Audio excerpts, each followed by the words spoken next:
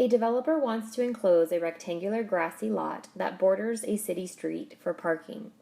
If the developer has 200 feet of fencing and does not fence the side along the street, what is the largest area that can be enclosed? So for any modeling problem, you want to begin with a diagram or a picture, if it's applicable in that particular situation. And on this problem, certainly we can draw a diagram.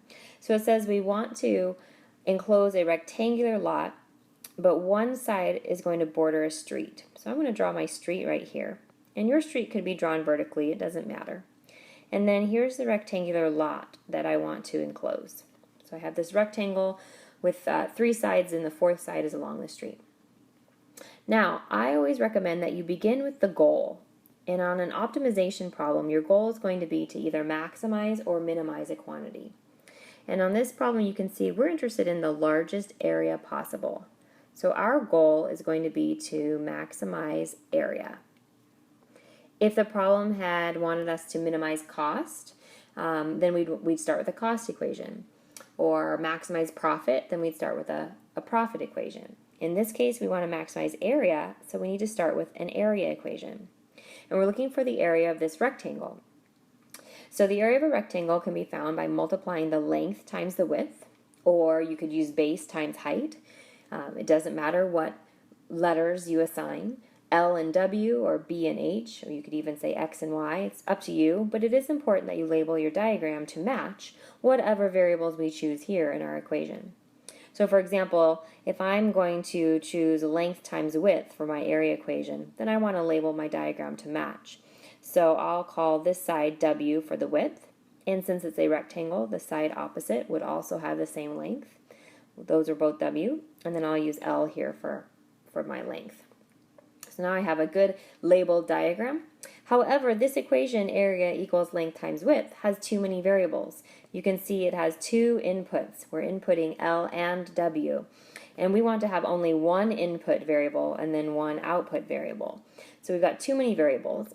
And that's kind of a cue that tells us, hey, we're going to need to write a second equation. And I call that second equation your constraint equation. So you've probably read the problem twice, and now it's going to require that you read it one more time to figure out what's the constraint or what's the limitation in this problem that we're working under. And it tells us that this developer only has 200 feet of fencing. So looking at my diagram, if I were to highlight where the fencing is going to go, it's going to go along this straight side that I have labeled as W, along this longer side labeled as L, and then this third side that's also another W. The fencing is not going to go along the street. We're only going to fence 3 sides. And therefore, this 200 feet of fencing, it's kind of acting as the perimeter of the rectangle, but only the perimeter of 3 sides, not all 4 sides. So I'm going to use all of the 200 fencing. So we would again say W plus L plus W. But W plus W is just 2W. So my constraint equation would be 2W plus L is equal to 200. And the purpose of this constraint equation is we want to solve for a variable so that we can do some substitution here and then eliminate one of the variables in my area equation. So it doesn't matter which variable you solve for, do whichever is easiest. In this case, it'd be easiest to solve for L. So I'll solve for L by subtracting 2W. L is equal to 200 minus 2W. So here's my constraint equation. And now I'm going to use this equation, do a little substitution here, sub for substitution, into my area equation. So now instead of area is equal to length times width, I have area is equal to the quantity 200 minus 2W times width times W. And if you were to go ahead and distribute here, we'd have an area equation of 200W minus 2W squared. Area is equal to 200W minus 2W squared. And now you see we have just one input here, one input variable. We're inputting W and we're outputting area. So said another way, area is a function of width. So we could actually write this with function notation, which would be written as A of W is equal to 200 2w minus 2w squared. So this is what we would call our model. We just created a mathematical model, and this model, or this equation, relates the width of the rectangle to its area. So now that we have our model, we go back to the goal, and the goal was to maximize. I was missing an E there, sorry. We wanted to maximize area. So to maximize, we want to think about the shape of this function if we were to graph it.